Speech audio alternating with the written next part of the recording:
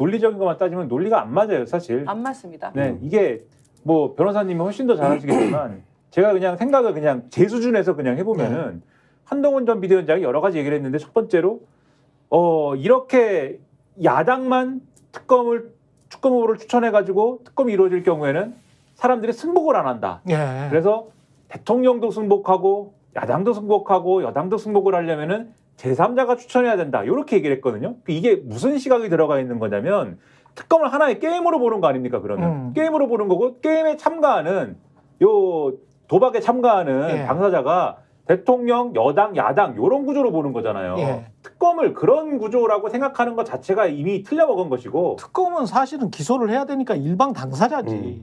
그렇죠. 사법체계 내에서 보면 일방 당사자고 심판은 여전히 사법부죠. 그렇죠. 네. 그렇기도 하고 이것은 그리고 진상을 규명하기 위한 것이고 그리고 제대로 그렇지. 책임 소재를 가리기 위한 것이지 그 대통령, 여당, 야당이 만족해야 될 이유가 있습니까 이게? 제대로 진상을 규명하기 위한 사람을 추천하면 되는 것이지. 그렇죠. 이게 말이 안 되거든요 일단. 네. 이게 말이 안 되고 그다음에 그 또 뭐라고 그랬냐면은 그 얘기를 했어요. 선수가 뭐 심판을 선택하면 안 된다 뭐 이런 얘기 있지 않습니까? 그래가지고 그 얘기를 하면서 제3자가 추천했는데 이렇게 말을 했는데 그러면은 대법원장이 예를 들면은 대법원장이 그런 논리라고 하면은 선수가 그렇죠. 심판을 선택할 수 없다 그런 얘기라고 하면은 대법원장이 특검 후보를 추천하게 되면은 그거는 심판이 선수를 선택하는 거죠. 그렇죠. 심판이 예를 들면은 축구 경기를 하는데 심판이 자기가 추천한 선수에 대해서는 옐로카드 안 주고 내가 추천하지 않은 사람에 대해서 옐로카드 막 주고 이렇게 될 거라는 건데 이게 그렇죠. 말이 안 되지 않습니까? 그렇죠. 그리고 한쪽에서는 그러면은 대한변협으로 바꾸면 되죠라고 했더니 한동훈 전 위원장이 대한변협도 괜찮아요 뭐 이러는데 대한변협은 그러면은 뭡니까?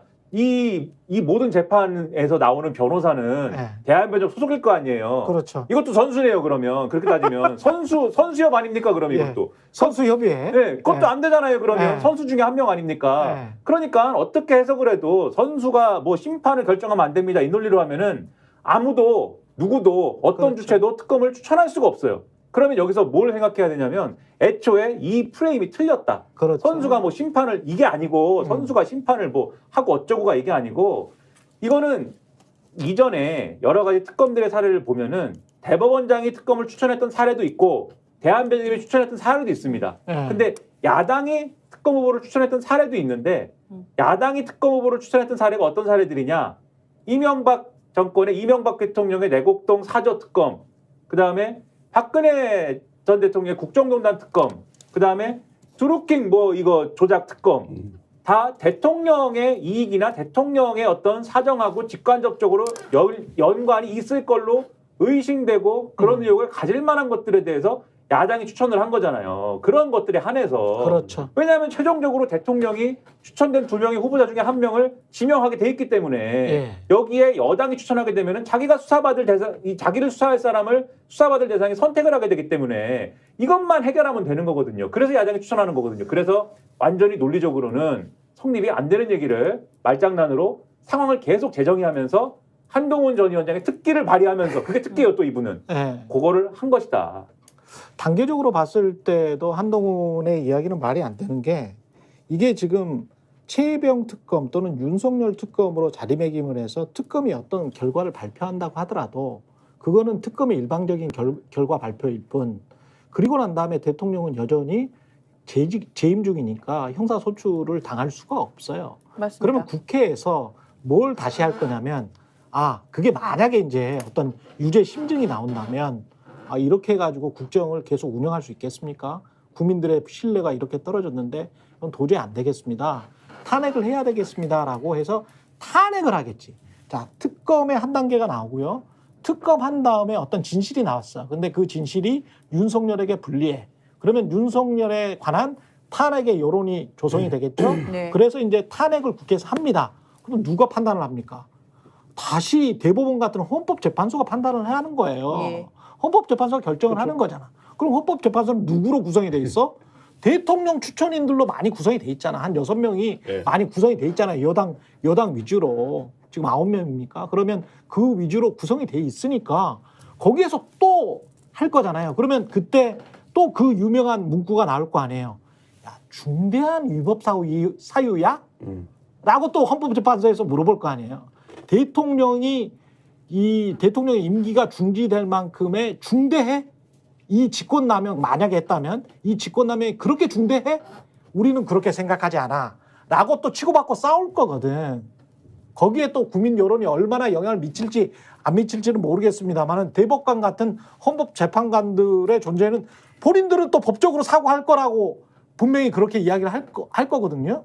그러니까 몇 단계가 남아있어 아직도 몇 단계가 남아있고 한동훈은 그 앞에서 특검으로 모든 게 다 끝난 것이냐는 이야기를 하잖아요. 그거 아니지 전혀. 우리나라 사법체계 자체를 전 법무부 장관 출신이 부정하고 있는 것이지. 예, 정치적으로 특검이 만약에 되면 바로 마치 탄핵 당할 것처럼 그 이후에도 장구한 세월이 기다리고 있습니다. 장구한 세월이 정말. 특검 수사가 완료되기 네. 전에 탄핵된 대통령도 있긴 했었으니까. 그런 그 부분에 물론 대한 이 우려가 부분이 뭐 특검 수사가 완료되기 전에 무슨 뭐 그 닉슨도 막 사직해버리고 그랬잖아요. 근데 그런 스타일이 아니잖아 이분이. 절대 그런 스타일이 아니거든. 사모님을 지켜야 되기 때문에 사직할 수가 없을 거예요. 그것도 그거고.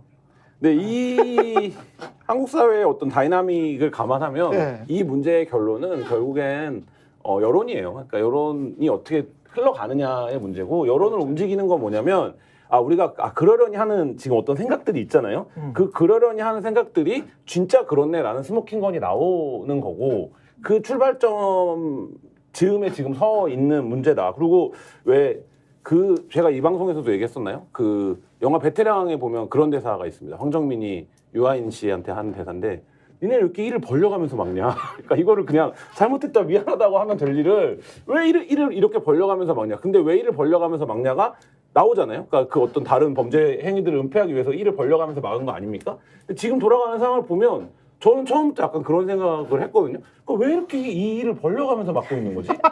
라는 생각이 들잖아요. 그게 청문회에서 나온 임성근 당신이 뭐길래 사단장이. 근데 왜 이게 너무 미스테리하지 않냐. 그렇지. 근데 이게 딱 지금 상황이 일이 너무 크게 벌려가면서 이 일을 막아야 되는 상황이 됐고 그러다 보니까 지금 아까 말씀하셨지만 여기가 왜 여기서 나와? 이런 사람들까지 지금 네. 언론에 실명으로 등장을 하는 그렇죠. 상황이 됐기 때문에 사실 뭐 이 상황은 이제 멈춰질 수가 없고 여기에 아까 그 말씀 드리려고 했는데 한동훈 이제 가장 강력한 지금 여당의 대표가 될 수 있는 후보인데 여기가 어쨌든 제3의 특검법을 얘기하면서 이 특검법이 어쨌든 여의도 무대에서 이제 논의가 될 수밖에 없는 상황이 됐습니다. 이거는 그러면 여당 대표가 될 사람이 제3의 특검법의 입장을 갖고 있는데 대통령이 거부권 행사한다고 이게 해결됩니까? 그러면 다시 여의도로 돌아오면 이 제3의 안과 민주당 안이 논의가 될 수밖에 그렇죠. 없는 상황이 되어버렸거든요. 네. 근데 한동훈 대표가 거기까지 생각을 했는지 안 했는지 모르겠지만 그 입장에서 놓고 보면 이건 사실 외통수에 빠진 거예요. 그러니까 이게